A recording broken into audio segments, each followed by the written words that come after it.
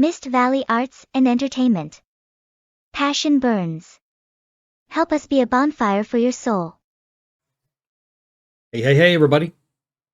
Mist Valley Arts and Entertainment, welcome to Sports Talk with Dredd. Been a little while since I had any talk about the Oilers. Seems to be my team to talk about. So I want to look today at an article that just came out this day from oilonwhite.com. This is an article called Going All In by Phil Gretzky. Good name, Phil. I mean, not as good as it was like Phil Lemieux and he was doing something for the Penguins, but still good. So let's take a read of this here article and comment on it as we go, because I think this is very apropos, and Oilers fans and any hockey fan, really, maybe even any sports fan, needs to take the time to read this and think about this. Take the fanatics out of fan, people. Take the fanatics out of fan.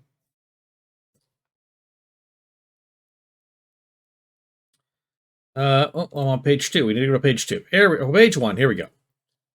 So here's what Phil Gretzky says. I've seen a large contingent of Edmonton Oilers fans saying the Oilers need to go all in because it's year 7 of Connor McDavid's contract. This is an overly simplistic view of where the Edmonton Oilers are as a franchise and is Exhibit A as to why fans don't run the team and never will. Whoever thinks this out there is incredibly naive and unaware of how doing business in the NHL works. I've been saying this for a while. People calling for Ken Holland's job and his head. People saying that they never should have traded Ethan Bear and Caleb Jones. Blah, blah, blah, blah, blah, blah, blah. On and on. These people know how to run their mouth, but they don't know a damn thing about hockey. Not a damn thing. Back to the article. It says, simply put, the Edmonton Oilers are not yet in a state where they could start going all in, mortgaging the future for the present to put them over the top. They still need the future to develop first because they're not yet a cup contender. Playoff contender, absolutely, but not cup contender. Those are two very distinct states of a franchise, and if your GM doesn't have a proper pulse on the franchise, it can turn things sideways very quickly. In other words, your GM needs to know when your team is a playoff contender and when your team is a cup contender, and know the difference, because not knowing the difference or confusing the difference can be deadly to your organization. Deadly. Back to what the article says. We have multiple historical and current precedents to this. The San Jose Sharks at the beginning of the 2000s, thanks to a combination of shrewd drafting and good picks and trades, were one of the best teams in the league. Yeah, remember that? A long time ago now. Then they started perpetually mortgaging the future. Although it got them one appearance in the Cup Finals in 2016, that's all they have to show for their efforts. That team has been around since 1991. They still haven't won a single cup. None of the moves they made put them over the top, and they traded away a lot of draft picks in the process. To make things worse, San Jose bought into the myth that for sustained success, you have to keep the band together. Now, what they have for their efforts are decent forward pieces in Logan Couture and Tino Meier, whose efforts will be undone by the fact that they haven't drafted a decent goalie, and 3 boat anchor contracts on D in Brent Burns, Erik Karlsson, and the Pickle Man, Marc-Edouard Vlasic. Kudos, Phil. Kudos for saying the Pickle Man. I like it. Even if they have the cap space for a starting goalie, why would one willingly go to such a dumpster fire of a team? And that's been an issue with Edmonton, too. Why would a really good goaltender want to go to Edmonton? You could say, well, they've got Leon Draisaitl, they got Connor McDavid. Doesn't mean shit if the team doesn't even know how to win yet. And I will tell you what, they're still learning how to win because their effort is not there some nights. When it's not, they are bad. Sometimes their effort's not there and they still manage to eke out a win. But the fact of the matter is, they don't compete every night. The team knows it. The players know it. You think the GM doesn't know it? He's looking for long-term solutions for the team, not short-term, because there is no real short-term here. There's no short-term that's going to push them to a cup because the players are still learning how to give their all every night, play the game properly, and win. They haven't figured it out yet. They're starting to, but they haven't. Every time they start to, they take a big regression back that lasts anywhere from half a season to a season. And then they start to again, and then they regress again. Now they're starting to again. Is it smoke and mirrors, or are they actually going to learn? Only time will tell. So about those three defensemen, all three are producing individually to a certain extent.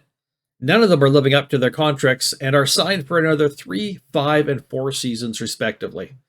Burns is now 37 and is a ticking time bomb waiting to explode.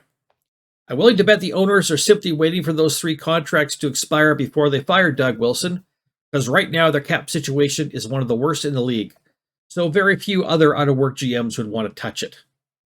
They're 6th in the division this year, 3 spots below the Edmonton Oilers. Do you want the Edmonton Oilers to turn into the Sharks? I don't.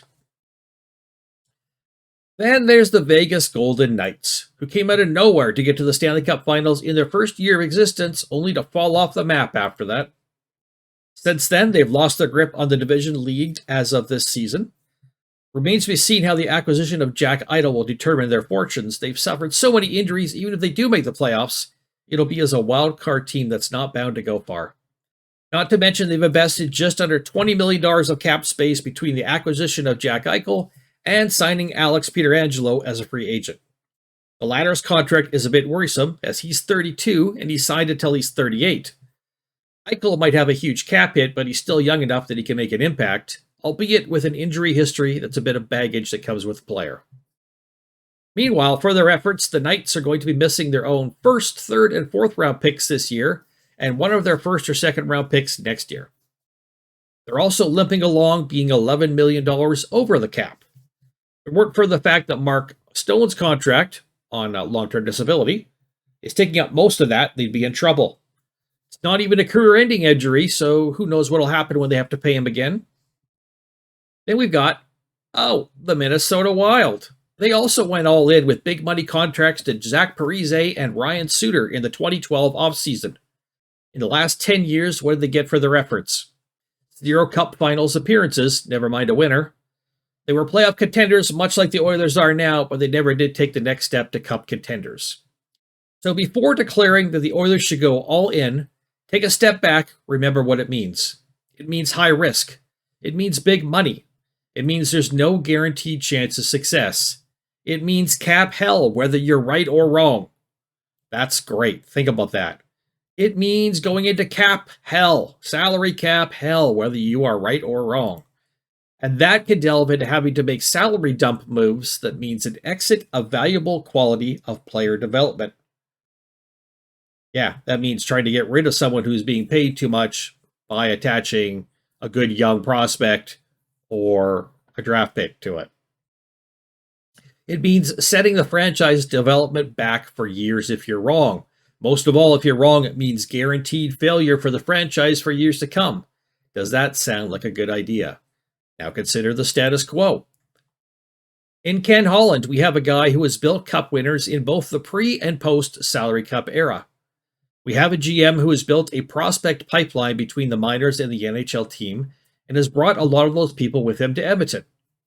I'm not saying he's perfect, far from it, but he's a guy with a past record of success. So if he doesn't believe now is a good time to go all in, then perhaps we should give him that latitude.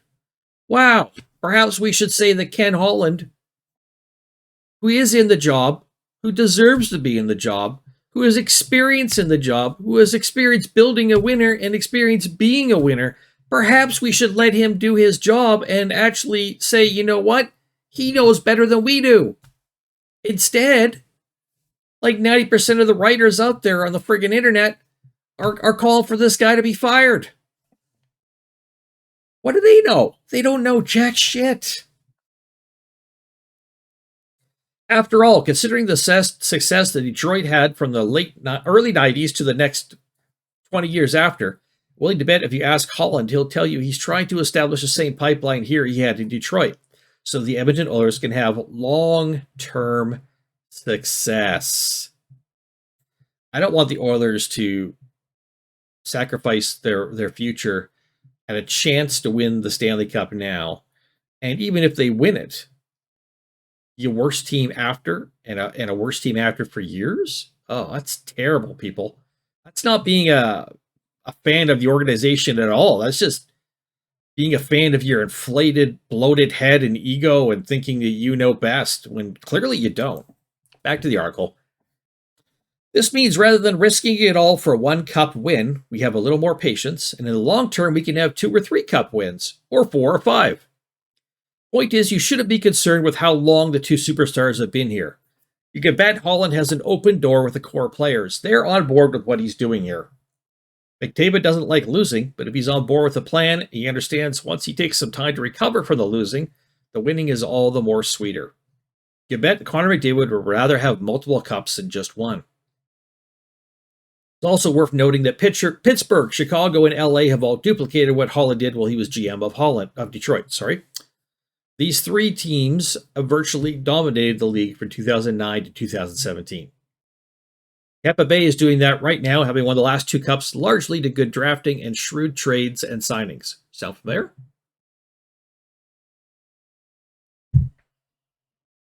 Why couldn't Edmonton be next? There's no reason it couldn't happen. Oh, those of you are wondering, birch beer, aka root beer. It's also important to remember this team has only in the last couple of seasons recovered from horrible drafting that happened from 1982 to 2015. 33 years of horrid drafting, and they're just beginning to recover under Ken Holland. That's a long time for the prospect cupboards to go bare, and it is the main reason why the rebuild took 13 years instead of 5. So stop going bipolar, Oilers fans. I've said that before, but I really can't say it enough. Holland has a decent pulse on his team and the league, and he's only the 2nd GM in team history with a decent drafting record. Not to mention, he's only been at the helm for 3 years. Also important to remember, it took Alex Ovechkin 13 years to win a cup in Washington. McDavid isn't close to that yet. The Oilers are baking their winning cake right now, but it's still in the oven. Let it bake for a while longer, then the victories will taste so much better than if you burned the cake on a higher temperature for a shorter period of time. Nice. Thank you, Mr. Phil Gretzky. I agree with your article. I think it's wonderful. People got to just get off the fire Ken Holland bandwagon and I insert name of whatever hack writer believe that I know so much more about hockey than anybody else does. Yeah, no, you don't. No, you really don't. And it's sad to see the way that the media has become vultures. So much of the media, and it is just sad.